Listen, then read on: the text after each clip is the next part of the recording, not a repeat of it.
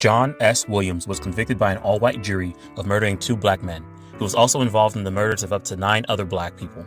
All were blacks who worked on his 2,000-acre plantation in Georgia using debt bondage to get cheap labor. In November 1920, a black worker named Gus Chapman managed to escape from forced labor on his plantation.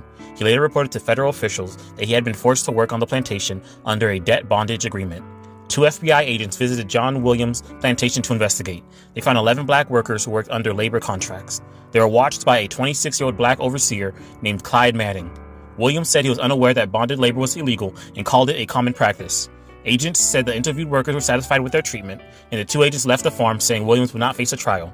Williams felt he was still at risk of a possible indictment and decided to eliminate the black workers who could serve as witnesses in such a trial.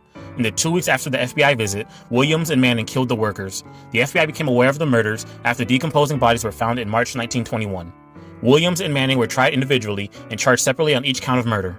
Williams' trial began on April 5, 1921 and ended with a life sentence for 2 murders. Manning testified against Williams as a key witness. Williams ran his plantation brutally.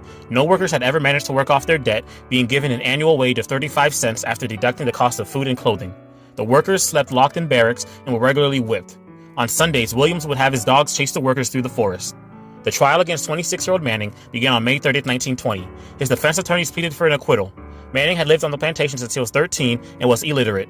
Given that he, his mother, his siblings, wife, and young children all lived and worked on the plantation, resisting Williams' orders would have endangered his life and that of his family. Manning knew he could not get help from local police forces.